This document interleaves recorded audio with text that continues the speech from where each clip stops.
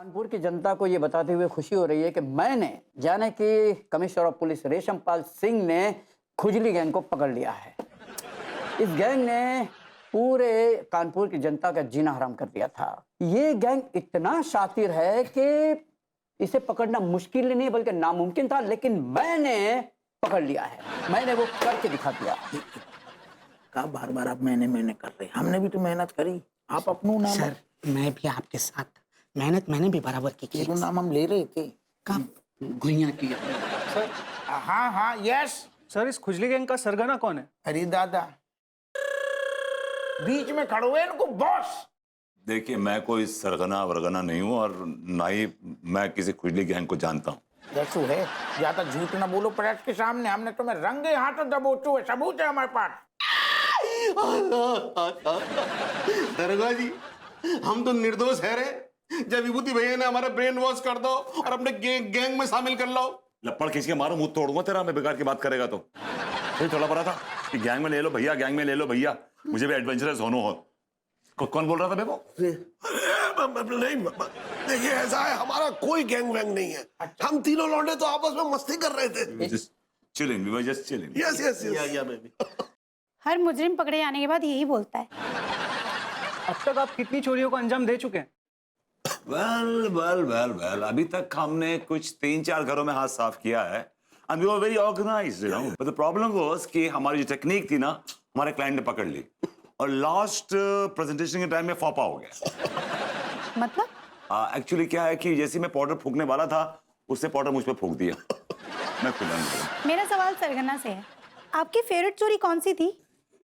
Actually क्या है कि अभी तक मेरी फेवरेट चोरी मैं क्या बताऊं, because we all are growing as chores, you know, हम सब ग्रो कर रहे हैं अभी। सो अभी मे बी आने वाले कुछ वक्त में आपको न्यूज में।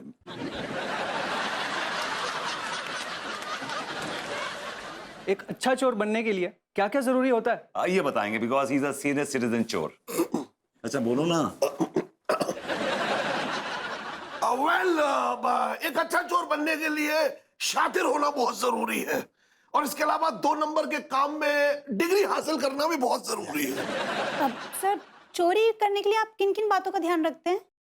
क्या चोरी? पहले हमें अपने नकाब को ध्यान रखना पड़ता है। कहीं उतर जाओगे तो हमारी इज्जत उतर जाएगी। और दूसरी बात, जहां भी जिस पार्टी के आप चोरी करने के लिए जाते हैं, ध्यान देना पड़ता है कि वो पार्टी सो रही है कि जाग रही है। और तीसरी यह है कि हमें यह भी देखना पड़ता है कि आवाज तेज नहीं होनी चाहिए। अगर थोड़ी सी आवाज हो जाएगी ना तो पार्टी जाग जाएगी, सड़क की एक राह पानी पड़ जाओगे, प्रोग्राम। चुप हो जा, चुप हो जा, चुप हो जा। और तुम्हारा ज्यादा चुपका चल रहा है। ये सारी प्रेस कॉन्फ्रेंस चल रही है, ये इन तीनों पे वेब सीरीज बन रही है, हमें तो पंजीरी बांट रहे। नहीं सर, हमें इन चोरों के बारे में पूरी जानकारी होनी चाहिए ताकि आने वाले चोरों को प्रेरणा मिल सके। ये कोई महान काम नहीं कर रहे हैं जो प्रेरणा की जरूरत पड़ेगी। जो पूछना है वही पूछिए। इन चोरों को सेलिब्रिटी बनाने की जरूरत नहीं है। सुनो भैया, इतने हमें तुम मैडम हम पे ध्यान दे नहीं रही हैं। हमने कब पैंतरा इंची के लट्ठन के दबोचने के लिए कब मेहनत करी, कब हथकंडे अपनाए, कब पैंतरा, कब पापड़ बेले। सर बताइए सर, कैसे कैसे पापड़ बेले आपने? पापड़ तो मैंने बेले, फ्राई करके ये दोनों खा गए।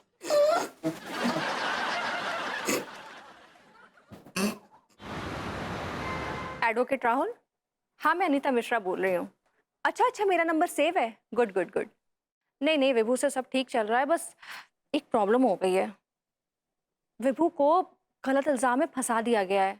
हाँ, नहीं, तुम बस मुझे एक बार बताओ कि अगर कोई पुलिस वाला किसी को गलत इल्जाम में फंसा देता है तो क्या उस पर मानहानि का केस किया जा सकता है?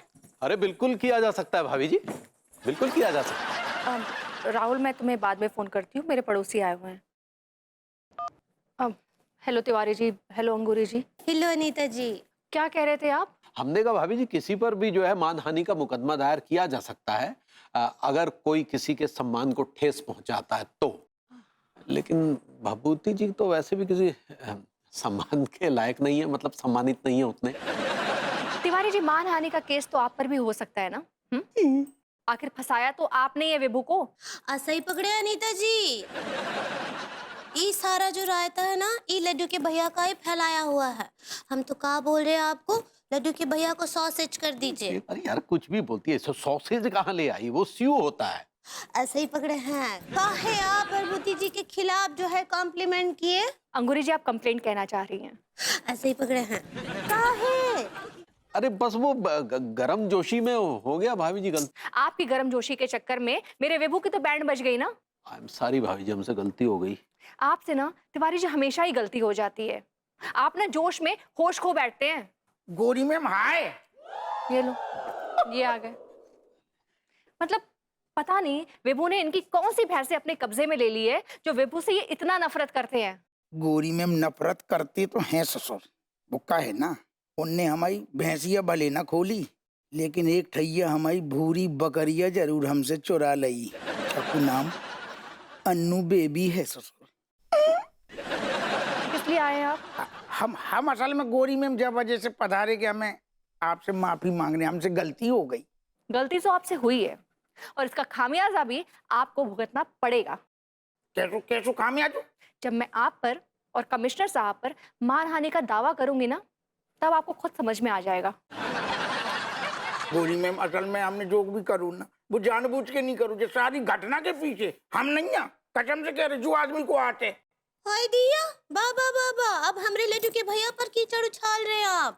ना बाबी अंगूरी का है कि अगर हमारे ऊपर कीचड़ आएगू ना, तो बाको हटाने के लिए हमें कीचड़ उछालने पड़ेगू ना। हाँ तो जिम्मेदार आप हुए ना, रपट तो आप ही ने दर्ज की थी। तुम तो लेके आई थी ना केस ससुर हमारे पास। हाँ तो केस की छानबीन करनी चाहिए थी ना, किस मनूस ने आपको दरोगा बना दिया।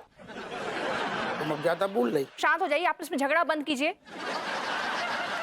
और हप्पू सिंह जी, मानहानि का केस तो आप पर होगा ही होगा, अगर आपने विभू को 24 घंटे के अंदर रिलीज नहीं किया तो।